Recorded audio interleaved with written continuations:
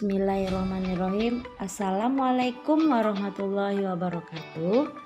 Jumpa lagi dengan Ustazah Wela. Nah, pada video kali ini Ustazah akan melanjutkan penjelasan materi prakarya kelas 7, yaitu tentang jenis model bangunan dengan teknologi konstruksi dan manfaatnya. Sebelum memulai pembelajaran, alangkah baiknya kita baca basmalah terlebih dahulu. Bismillahirrahmanirrahim. Oke, adapun tujuan pembelajaran kali ini yaitu siswa mampu menyebutkan jenis model bangunan dengan teknologi konstruksi serta manfaatnya.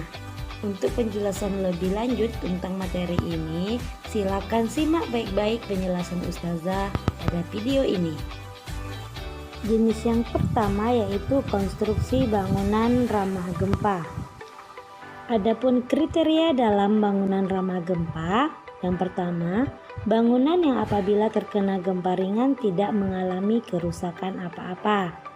Yang kedua, bangunan yang apabila terkena gempa sedang hanya mengalami kerusakan pada elemen non-struktural saja. Yang ketiga, bangunan yang apabila terkena gempa besar boleh jadi mengalami kerusakan pada elemen struktural maupun non-struktural, tetapi tetap berdiri kokoh dan tidak roboh.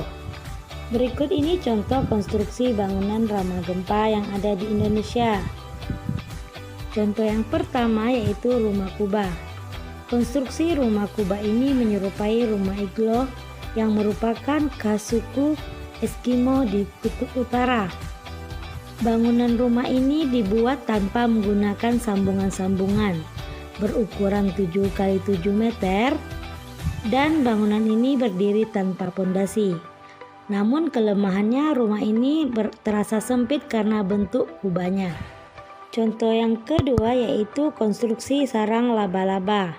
Merupakan teknologi konstruksi pada pondasi bangunan yang berupa beton bertulang yang menyerupai sarang laba-laba. Konstruksi sarang laba-laba ini memanfaatkan tanah sebagai bagian dari struktur bangunan. Contoh yang ketiga yaitu rumah joglo. Rumah joglo merupakan rumah adat daerah Jawa yang merupakan salah satu bangunan yang tahan gempa. Bangunan rumah ini terdiri di atas beton dan pondasi yang kuat menahan beban. Struktur rumah joglo yang berbahan kayu menghasilkan kemampuan meredam getaran atau guncangan, serta efektif, fleksibel, dan stabil. Namun rumah joglo hanya dapat bertahan pada daerah gempa 3. Lebih dari itu, rumah joglo memerlukan beberapa modifikasi. Contoh yang selanjutnya yaitu RISA. RISA merupakan singkatan dari Rumah Instan Sederhana Sehat. Semua komponen RISA dirakit dan dihubungkan dengan menggunakan sistem baut dan plat melalui lubang-lubang yang terdapat di setiap komponennya. Adapun keunggulan dari struktur RISA, yang pertama, sistem bongkar pasang memungkinkan pembangunan rumah secara bertahap. Yang kedua, pembangunan dapat dilakukan dalam waktu singkat. Selanjutnya, telah teruji tahan gempa hingga zona 6. Selanjutnya, dapat dibangun pada berbagai jenis lahan dengan penyesuaian pada pondasi yang digunakan.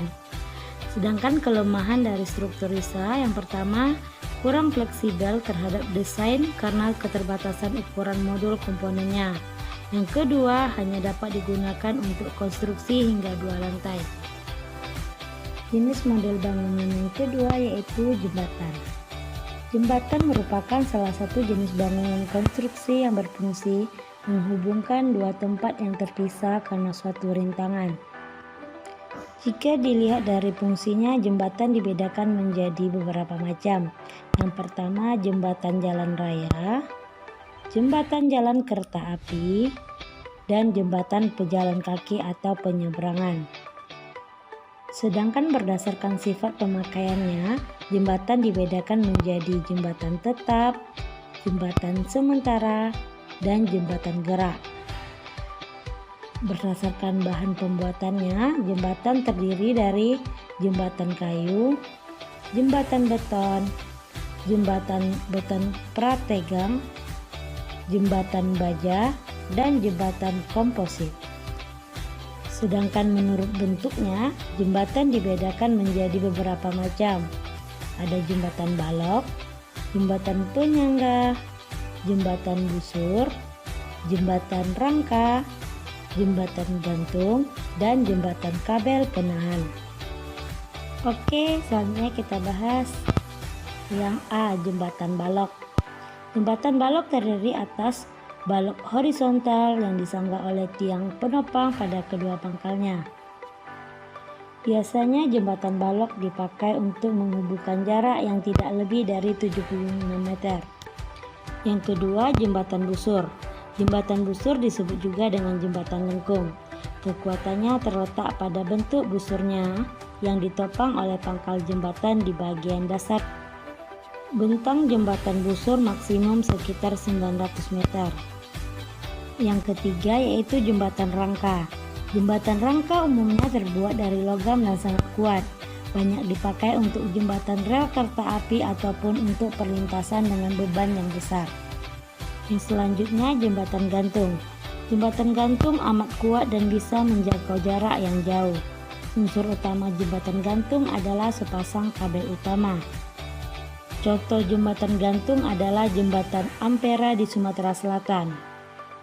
Selanjutnya jembatan kabel penahan.